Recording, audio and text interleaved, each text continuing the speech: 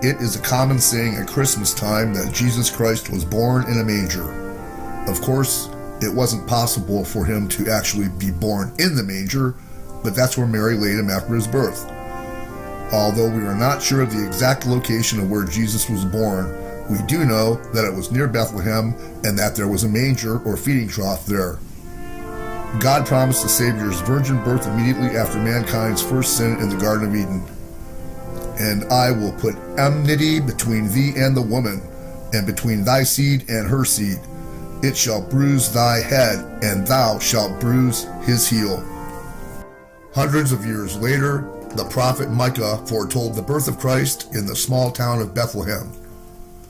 But you, Bethlehem Ephrathah, though you are small among the clans of Judah, out of you will come for me one who will be ruler over Israel, whose origins are from of old, from ancient times. This prophecy was fulfilled when Jesus' earthly parents, Mary and Joseph, were called to Bethlehem for a census of the entire Roman territory. While they were in Bethlehem, the time came for Jesus to be born. Because of the crowds that had come to Bethlehem, there was no room at the inn for Mary and Joseph. While tradition says that the inn was a sort of hotel, we don't know that for sure. In fact, the Greek word translated inn, kataluma, could be translated guest room. This fact has led some to believe that Jesus may not have been born in a stable or barn, but in a house, with a lower floor serving as a nighttime shelter for the family's animals. If that were the case, it wouldn't be surprising to find a manger located in that area of the house.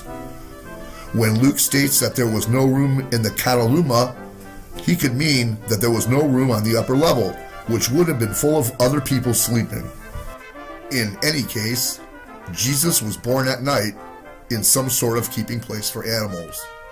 After Jesus was delivered, Mary, his mother, wrapped him in clothes and laid him in a manger.